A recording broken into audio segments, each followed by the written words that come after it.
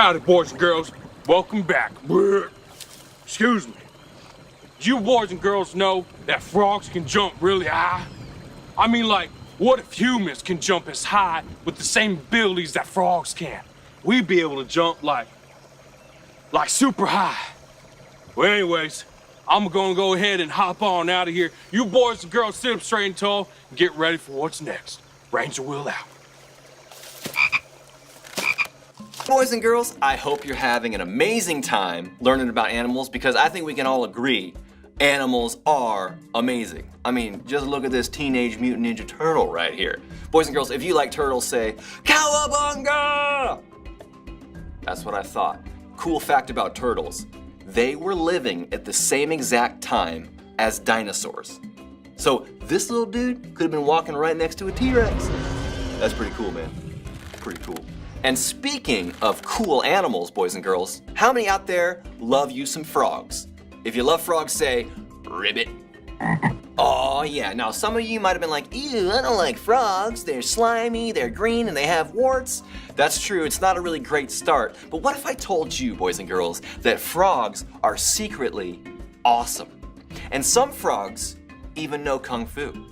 You might be like, okay, Pastor Jonathan, that's definitely a lie. I'm serious, look at my face. And I'll tell you what I mean. When frogs are born, they're called tadpoles, and they hatch from these tiny little eggs that the father frog takes and puts on a leaf or in a tree. But there's just one problem, boys and girls. These big old enemies, nasty, angry wasps, they come swarming in, and their favorite afternoon snack is those little baby frog eggs. I know. Not cool, wasps, not cool.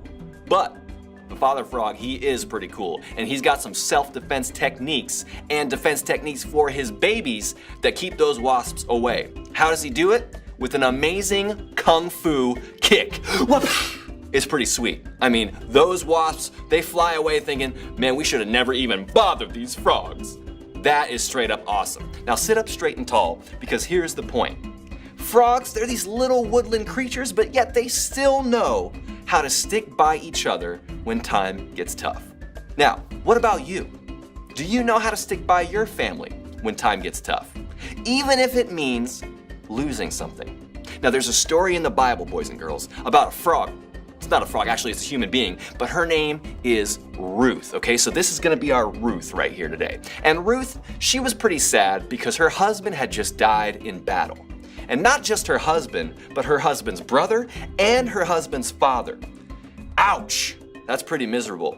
Especially for Ruth's mother-in-law, whose name was Naomi. I mean, think about this. She had lost both of her sons and her husband all at the same time. If you can imagine, Naomi was in a pretty miserable mood. And Ruth, she knew she didn't really have to stick by Naomi anymore. I mean, it was kind of over. Her husband had died. She could move on with her life.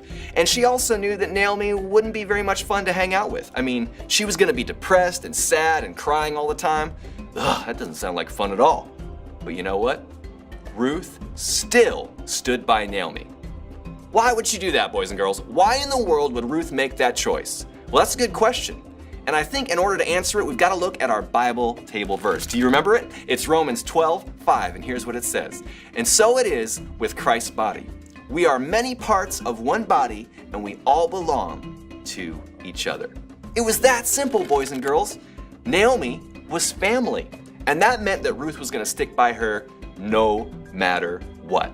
And you know what, boys and girls? There's a whole book in the Bible named after Ruth. And if you read that book, you'll find that after Ruth made the choice to stick by her family, she got blessing after blessing after blessing after blessing after blessing after blessing, all because she made that choice to say, you know what, family is important and I'm gonna stick by them even when times are tough. So what about you, boys and girls? Can you make that choice? Can you make that choice to say, I'm gonna stick by my family no matter what? The truth is that God created family, and He created family to stick together. We're all gonna go through tough times, whether it's you, whether it's your mom or your dad or your cousin or your uncle or your brother or your sister, whoever it is, we're all gonna have times that are tough. And the truth is, if you make a choice to stick by your family when their times are tough, well, guess what? They're gonna stick by you when your times are tough. That's the way God designed it. Because after all, we belong together. which is our big idea. So let's have everybody stand up on your feet. Come on, boys, come on, girls, come on, leaners, everybody up on your feet, and let's do the big idea together on the count of 3. Here we go. 1, 2, 3. We belong together! Great job, boys and girls. That was awesome. And speaking of together, it is now time for you to get with your group leaders and your friends and talk about your own wild life. Get ready, get set, group! We're gonna